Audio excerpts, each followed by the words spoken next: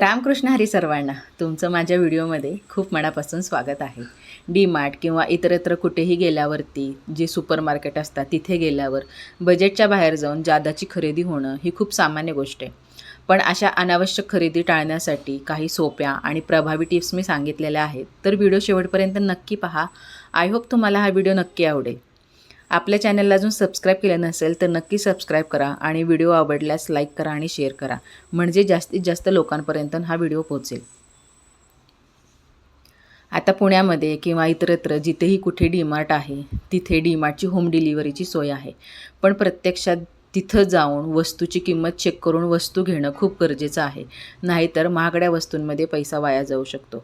आता वेगवेगळ्या ब्रँडच्या वेगवेगळ्या वस्तू आलेल्या आहेत. त्यांच्या किमतीही वरती खाली होतात. त्याच्यामुळंच तिथे समोरासमोर जाऊन प्राईस कंपॅरिझन करून वस्तू खरेदी करणं खूप गरजेचं आहे. मी डीमार्टला जाताना नेहमी मोबाईलमध्ये मला ज्या गोष्टी लागणार आहेत त्याची लिस्ट करून घेते आणि ज्या गोष्टी लिस्टमध्ये नाहीत त्या वस्तूंना मी हातही लावत नाही.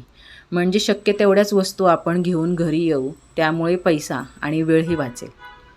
आणि भूक लागलेली असताना शॉपिंग करायची नाही, कारण का आपण मग एक्स्ट्राचे आपण खाण्यापिण्याच्या ज्या वस्तू आहेत त्या आपण ट्रॉलीमध्ये भरू. त्यामुळे ना घरून जेवण करून नाश्ता करून काहीतरी खाऊन छोटं मोठं काहीतरी खाऊन बाहेर पडायचं.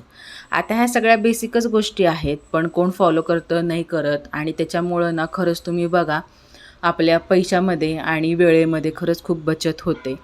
त्याच्यामुळे ना ह्या सगळ्या गोष्टी फॉलो करण्याचा प्रयत्न करा आणि तुमच्याही अजून काही वेगवेगळ्या टिप्स असतील तर त्याही मला कमेंट करून सांगा. दुसरी महत्त्वाची गोष्ट म्हणजे जर कमी वस्तू घ्यायच्या असतील तर मोठी ट्रॉली घेण्याऐवजी हातातली बास्केट घ्यायची. ट्रॉली मोठी असल्यामुळं ना ती रिकामी वाटून आपण जास्त सामान भरू शकतो. आणि तसंच बघायला गेलं तर शॉपिंगसाठी वेळ पण ना मर्यादित ठेवायची. जसं की वस्तूंच्या हिशोबाने ठेवायचं. कमी वस्तू घ्यायच्या असतील तर अर्धा तास किंवा 1 तास असा ठरवून जायचा. आणि जितका जास्त वेळ आपण मॉलमध्ये घालू किंवा डीमार्टमध्ये घालू ना तेवढी जास्त आपली खरेदी वाढेल.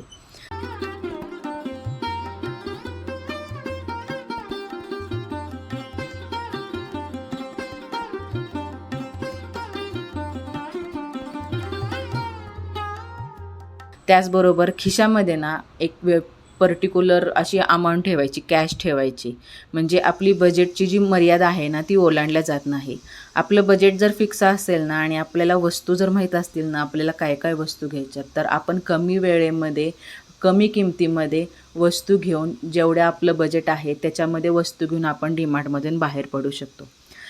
तसं बघायला गेलं तर विंडो शॉपिंगची काही एवढी गरज नाही आहे. आपण खूप लोकं विंडो शॉपिंगला बळी पडतात. त्याच्यामुळे जर वस्तू आपल्याला खरंच गरजेची असेल, घेणं आवश्यक आहे, तरच ती वस्तू घ्या. नाहीतर त्या वस्तूंमध्ये वायफळ खर्च करू बसू नका. आता सहसा डीमार्टमध्ये गेल्यावर ना बाय वन गेट वनची ऑफर असते, तर त्याच्या मोहात पडायचं नाही. ऑफर दिसली ना आपल्याला मनाला विचारायचं खरोखरच ह्याची गरज आहे का आपल्याला, खरोखरच आपल्याला ह्या वस्तूची गरज आहे का. जर गरज असेल तर मग ती वस्तू घेणं योग्य आहे, पण गरज नसेल तर त्या बाय वन गेट वनच्या मोहात पडून ना आपला एक्स्ट्राचा खर्च होऊ शकतो. आता बिलिंग लाईनच्या कडेला ना वस्तू असतात, तिथे ना छोटे चॉकलेट्स, बिस्किटं, लहान वस्तू अशा ठेवलेल्या असतात. आणि बिलिंगसाठी थांबलेले असताना लहान मुलं किंवा आपण स्वतःहून त्या वस्तू उचलतो, तेव्हा फक्त आपल्या मनाला विचारायचं याची गरज आहे का. कारण का तिथेही एक्स्ट्राचा आपला लाईनीमध्ये उभारतोय, वेळ वाया जातोय, म्हणून आपण ती वस्तू घेऊ शकतो. त्याच्यामुळं ना डीमार्टमध्ये आमचा साधारणतः 1 तास गेला आणि तिकडून आल्यावरती संध्याकाळ झालेली होती, म्हणून देवाला दिवा उदबत्ती लावून घेतली. शुभंकरोती म्हणून काय आहे ते संध्याकाळच्या स्वयंपाकाला लागलेले होते. तर आजच्या संध्याकाळच्या स्वयंपाकाचा बेत मिश्र डाळींचं थालीपीठ बनवणार होते. तर त्याच्यासाठीच काय आहे ते ना मी डीमार्टमधून चॉपर आणलेलं होतं. कटिंग चॉपर जे आहे ना ते खूप खरंच छान आहे. मी तुम्हाला दाखवलेलं आहे व्हिडिओमध्ये किती बारीक आणि छान टमॅटो आणि कांदा त्याच्यामध्ये चॉप झालेला होता. तर त्याच्यामध्ये ना कांदा टमॅटो जे चॉप केलेलं होतं त्याच्यापासूनच हे मिश्र डाळींचं मी थालीपीठ बनवत होते. तर ह्याची पूर्ण रेसिपी मी ऑलरेडी आपल्या चॅनलवरती जुने व्हिडिओ आहेत त्याच्यामध्ये शेअर केलेली आहे. आणि जर तुम्हाला अजून नवीन रेसिपी हवी असेल तर तेही मला कमेंट करून सांगा. तर असं काय आहे ते मिश्र डाळींचं कापडांवरती थालीपीठ जे आहे ना खरंच खूप छान बनतं, पातळ वगैरे व्यवस्थित. आणि मेन म्हणजे ना ह्याची खरंच खूप छान लागते चव. तर आमच्या घरांमध्ये सगळ्यांना अशीच थालीपीठं आवडतात, कापडावरती बनवलेले. त्याच्यामुळे काय आहे ते संध्याकाळी पटापटा थालीपीठं बनवून घेतले. आणि पोळी भाजी करण्यापेक्षा ना कधीतरी थालीपीठांचाही बेत बरा पडतो. कारण का संध्याकाळच्या टायमिंगला एकतर वेळ जास्त नसतो आपल्याकडे, आणि त्याच्यामध्ये आपल्याला व्यवस्थित असं पोट भरून जेवण झालं पाहिजे. म्हणूनच काय आहे ते हे मिश्र डाळींचं ना पौष्टिक असं थालीपीठ. मेन म्हणजे बाहेरच्या साईडला पाऊसही पडत होता, त्याच्यामुळे गरम गरम असं थालीपीठ खाण्याची मजा काहीतरी वेगळीच आहे. त्याच्यामुळेच मी काय आहे ते थालीपीठ बनवत होते. आणि थालीपीठासोबत तोंडी लावायला हिरव्या मिरचीचा ठेचा, तोही मेन म्हणजे खलबत्त्यात बनवलेला, आणि त्यासोबत मस्त दही. खूप छान लागतं चवीला. पण सध्या पावसाचं वातावरण आहे, तर हिरवी मिरची मी वापरत नाही, का तर त्याच्यामुळे लूज मोशन व्हायची शक्यता असते. पोट बिघडतं हिरव्या मिरचीमुळं. आपण हिरवी मिरची जर पावसाळ्यात खाल्ली तर. आणि दही थंड असतं, त्याच्यामुळे पावसाळ्यात दहीही खात नाही. तर काय आहे ते आपलं लोणच्यासोबत मी हे थालीपीठं खाल्लेले होते. वेगवेगळ्या डाळींचं पीठ वापरल्यामुळं ना खरंच हे थालीपीठ पौष्टिक आहे. आणि हे सगळे डाळी अगोदर दळून आणताना ना मी व्यवस्थित कापडाने अशा पुसून घेतल्या होत्या, त्याच्यावरती जर काही पावडर असेल किंवा थोडंसं ओलावा वगैरे असेल तर म्हणून. आणि नंतर काय आहे ते छान मंद गॅसवरती भाजून घेतलेल्या होत्या. प्रत्येक डाळी ज्या आहेत त्या वेगवेगळ्या भाजायच्या, एकत्र करून भाजायच्या नाहीत. आणि सगळ्या डाळी भाजून झाल्यानंतर काय आहे ते आपली गिरणी असते दळण दळायची, तिथे जाऊन ते एकत्र दळून आणलेलं होतं. आणि असं काय मी पीठ रेडी करून ठेवते. पावसाळ्यामध्ये थंडीमध्ये असे गरम गरम थालीपीठ खायला खूप पौष्टिक असतात, आणि मेन म्हणजे आवडतात ही सगळ्यांना. त्याच्यामुळं भाजणीचं पीठ जे आहे ते मी असं बनवूनच ठेवते. तर तेच पीठ काय होतं ते घेतलं लगेचच, आणि कांदा टमॅटो चिरलेला होता तो सगळं मिक्स करून काय आहे ते हे थालीपीठं बनवले.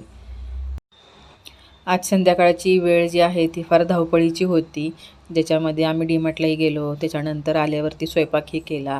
आता ते डीमार्टमधील आणलेलं सामान होतं ते मी तसंच ठेवत नाही, तर ते लगेचच आणल्यावरती काय आहे ते सॉर्ट करून जिथल्या तिथे वस्तू मी ठेवून देते, म्हणजे उद्या बाकी कामं करताना आपल्याला सोपं पडतात.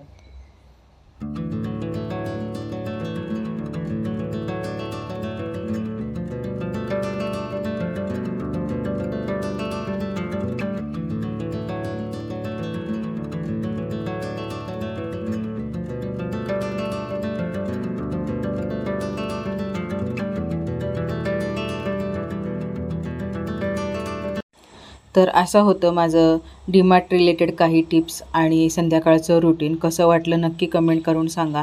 आणि हो, आता आषाढी एकादशीही येत आहे, तर त्यासाठी तुम्हा सर्वांना आषाढी एकादशीच्या खूप खूप मनापासून शुभेच्छा. बोला पुंडलिकावरदे हरी विठ्ठल, श्री ज्ञानदेव तुकाराम, पंढरीनाथ महाराज की जय. चला भेटूयात नवीन एका व्लॉगमध्ये. तोपर्यंत धन्यवाद.